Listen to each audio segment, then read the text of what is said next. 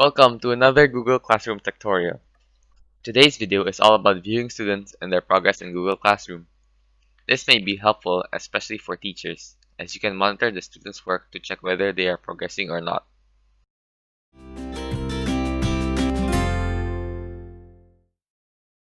In the first Google Classroom video, you've learned how to invite students. Today, we are going to explain 3 additional features, which are emailing students, removing them, and muting them. To find these features, go to the People page of your classroom and select the students you want by ticking the checkbox beside their names. Then click the drop-down menu that says Action and choose whether you want to email, remove, or mute. If you mute a student, this means that they will still be able to submit their work, but other students won't be able to see them in your class. Muted students also won't be able to reply to other students' work, or comment and post in the stream page.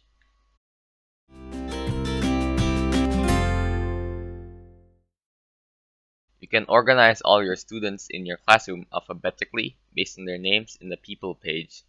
Simply click the AZ button found on the right and choose whether you want to sort them by their surname or first name.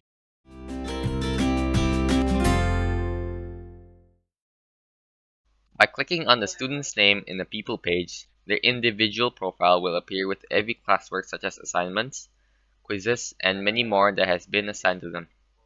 This allows you to see each student's progress on both marked and unmarked classwork. You can further filter the classwork view by the classwork that's handed in, returned, or missing by choosing on the left menu here. You can view the details on each classwork by clicking View Details in the chosen classwork. This allows you to view the other students' answers and add private comments.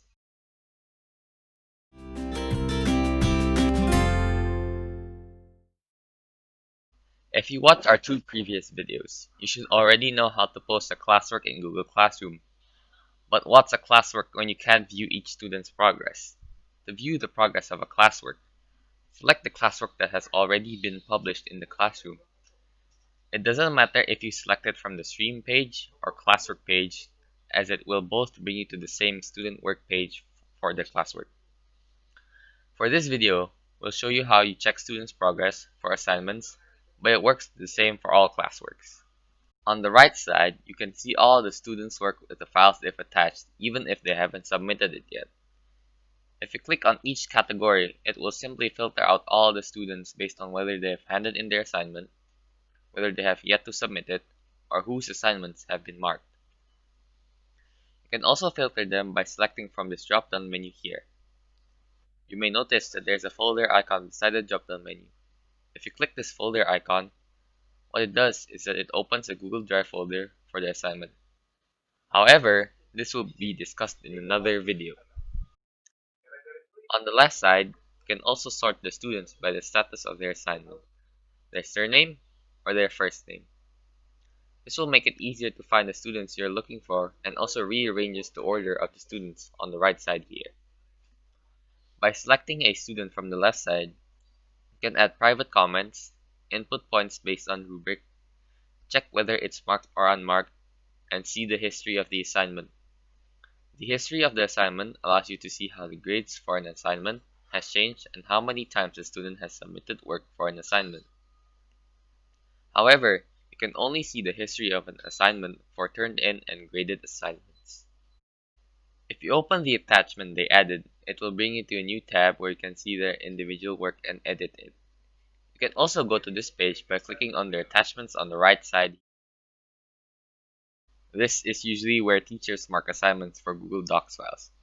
You can input their obtained marks, change the total marks by clicking on the 3 button icon, and add private comments. You can see their other attachments by clicking on them here, and annotate docs by giving comments. Fun fact, you can add voice recordings as a comment using the Chrome extension mode, but this will be explained in our next video, so stay tuned. Google Classroom has a feature called Comment Bank where it allows you to reuse comments across students and assignments. If you click this comment bank icon here, you can click Add to Bank and type out the comments you want to reuse. You can enter a single comment or multiple comments if you press enter after each comment you type. Once you are done, simply click Add. You can also add comments you've already made by clicking this 3-button icon beside your comment and select Add to Comment Bank. When you want to add comments, what the comment bank does is that it acts like a search tool, which allows you to see suggestions of previously saved comments. By clicking on the 3-button icon beside your comments in the comment bank, you can copy the comment to your clipboard, edit it, or delete it from your comment bank.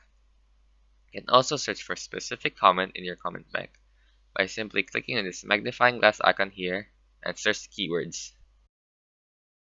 If you click on the down arrow here beside the return button, you can also select whether you want to return submissions for the selected student or multiple submissions. To edit other students' work, simply click the arrow button or select their name from the drop-down button here. You can again sort them based on their sort name, surname, and status of assignment. By hovering your cursor on marks, a 3-dot icon will show up, which when clicked allows you to return the work. If you want to return all the students' work, select the students from the checkbox and click Return. If you click the mail icon beside the Return button, you can send your selected student an email. You can also edit the total marks of the assignments by typing in the blank line here or make it unmarked. Note, you can also do this in Marks page. The settings icon on the top right allows you to copy all marks in Google Sheets, download all marks as CSV file, which is essentially similar to an Excel file, and download selected marks as a CSV file.